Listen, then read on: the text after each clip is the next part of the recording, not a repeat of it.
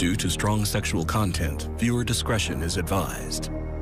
Today on an all-new Dr. Phil, a twisted family secret. How old were you when you knew that what he was doing was wrong? A father does the unthinkable. He takes you to this warehouse in Mexico.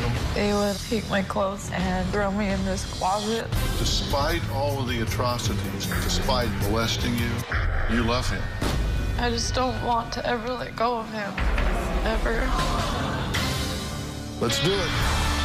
If we're going to do something here that matters, then we got to deal with the truth. Have a good show, everybody. Here we go. If I can help get this family back on track, are you willing to do that? Ready, 3, take. This is going to be a changing day in your life. The best memory I have with my family was probably our vacation to California and Disneyland. There's Dad and the kids. I have 4 beautiful sisters and 1 awesome brother. On the outside, my family was the perfect picture family. But behind closed doors, nothing was picture perfect. No one on the outside could imagine the twisted and grotesque secrets this family hid behind the smiles.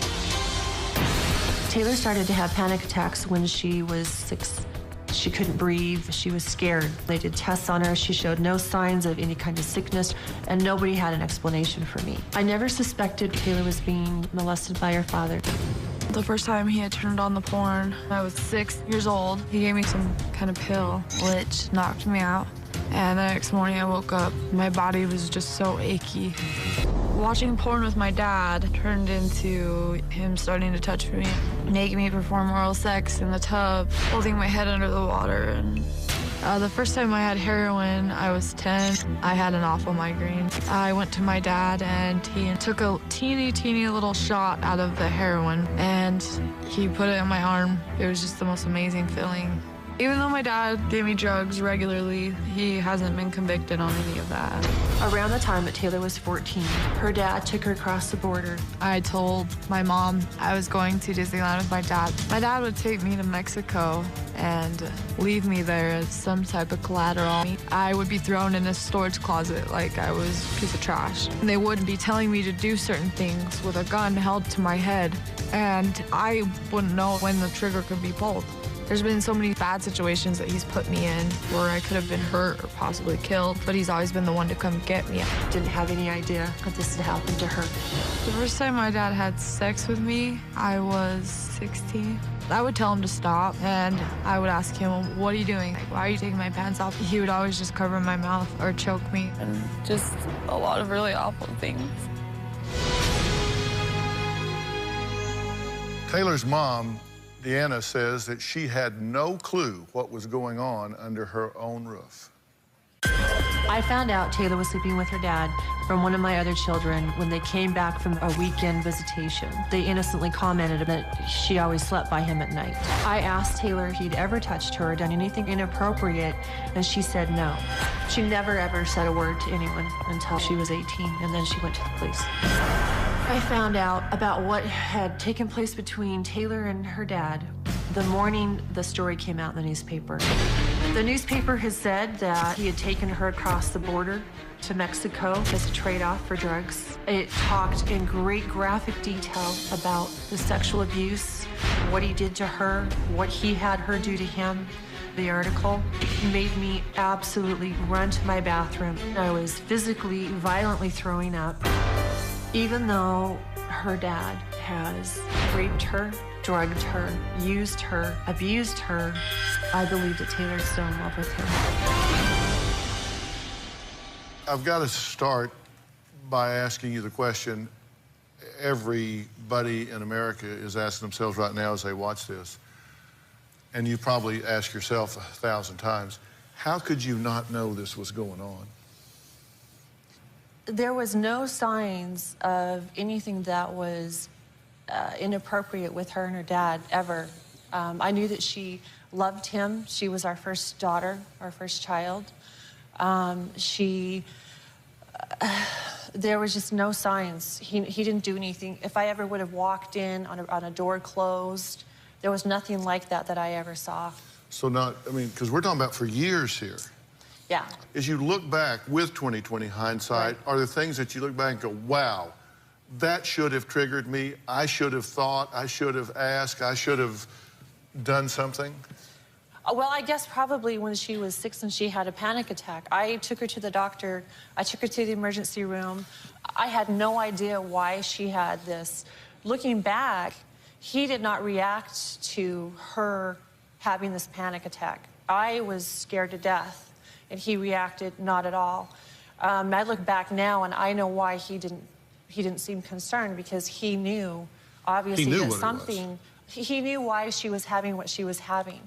And when you went to the ER, there were bruises. Did you wonder where they came from? I was not aware of bruises when I took her to the ER Well, when Taylor she had was said 6. that. When she was 6. She said there were bruises, but they didn't tell you that? There was no bruises that I was made aware of when she was 6. Well, we'll ask her about that. And listen, I'm not trying to throw you under the bus No, here. I You know. can't react to what you don't know. Right.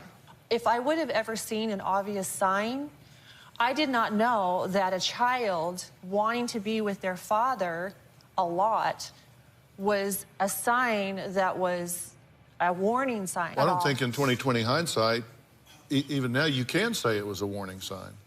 I mean, Right. I mean, a yeah. kid wanting to be with her father. How do you react when she shares with you now what has happened? It is so painful to listen to and to see where she's been and to see what she's gone through. Now it's extremely painful to listen to the horror, to the stories. Well, we're going to meet Taylor. Now, no one around her had any idea what was happening to this all-star student. Take a look. In high school, Taylor was very well liked. She had a lot of friends. I was involved in clubs. I would go to all the dances. I would tend to spend less time with my dad because I try to keep myself active. I played the guitar for about 8 years now. He was really supportive of it, so when I would tell him, oh, I have a guitar gig, it was okay with him. She competed in Miss Salem, a local beauty pageant. She was very, very happy. For my Miss Salem platform project, I chose to talk about how a lot of violence and child abuse comes from drug use. No one at this time knew that there was any sexual abuse between me and my dad. Well, Taylor, I'm glad you're here. You've been watching the show up to this point before you came out, correct? Yeah, that's right. Back when this started and your father began to be inappropriate with you, right? He started to show you pornography. Then he started to engage you in inappropriate ways. Why didn't you tell your mother? Why didn't you tell someone that you were being molested? I just felt really scared.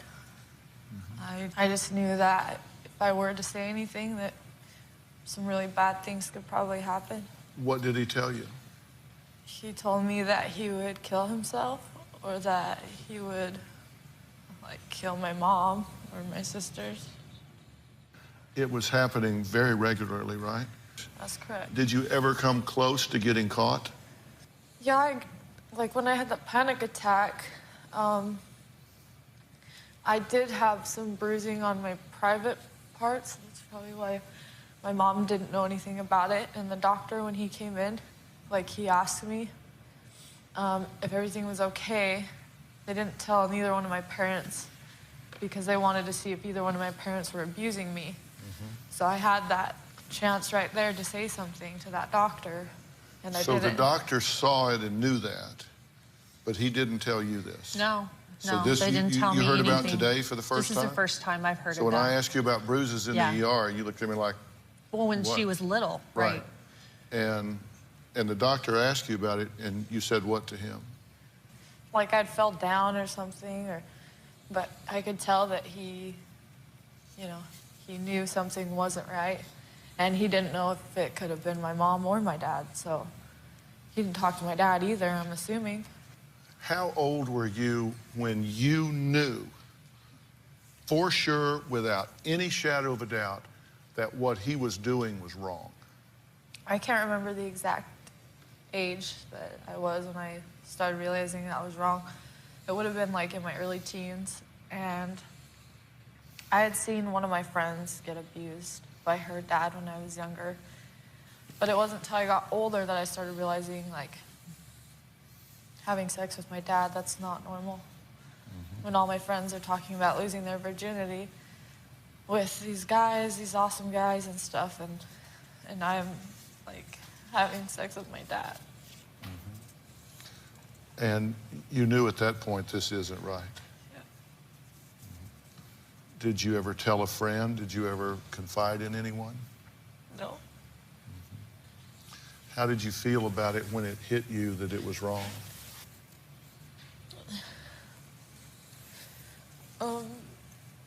I just felt really broken. Coming up, we're going to talk about how a trip to Disneyland turned into a nightmare in Mexico. We'll be right back.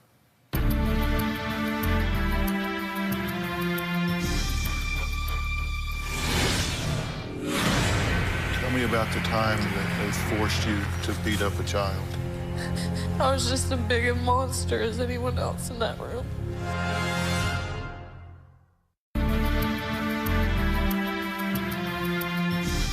When he took you to Mexico for the first time, did you know you were going to Mexico? No, I didn't know, but I had an idea. And you thought he was taking her to Disneyland. In fact, you did go to Disneyland first, correct? Yes. You stopped there, you went through Disneyland? Yeah, every time we would go to Disneyland. So tell me about Mexico. What happened when you got there? He would take you there and leave you, because he had to leave and go somewhere else, right? That's right. He would take you to a warehouse. Were there men in the warehouse when he got there? Yeah, there was a lot of men. Like how many? Hundreds. Hundreds There was a lot of of men? men. It was a big warehouse. And what would he tell you when you were walking through the door into the warehouse? He said, we're going to go in here. What would he say? He just would tell me that I'll be back, I'll be right back, everything will be okay, like, you'll be safe. Would give me my share of the drugs, like, I'd be loaded, be really, really high. And then he would just leave. And you're how old at this time? About 14. So you're 14. He gets you high, takes you to this warehouse, and says, I'll be back. And he would put you in there. What happened? They would take my clothes from me and throw me in this closet like I was just a piece of trash. And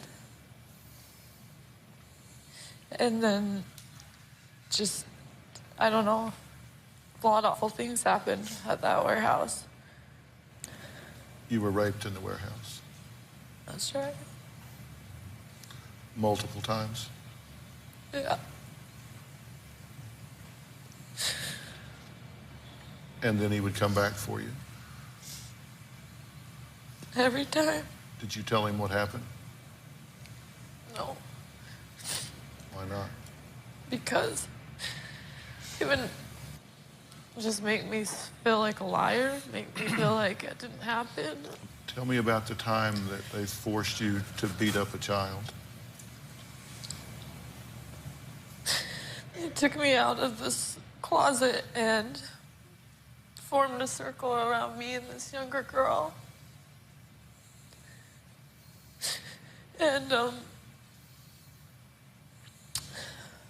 they were yelling at me in Spanish, and like, I don't understand Spanish at all. And while they were like yelling at me, I picked up on that I'm supposed to hit this child, like hit her. So I slapped her. And that wasn't good enough. Like, they hit me with the butt of their gun really hard. They just kept screaming at me.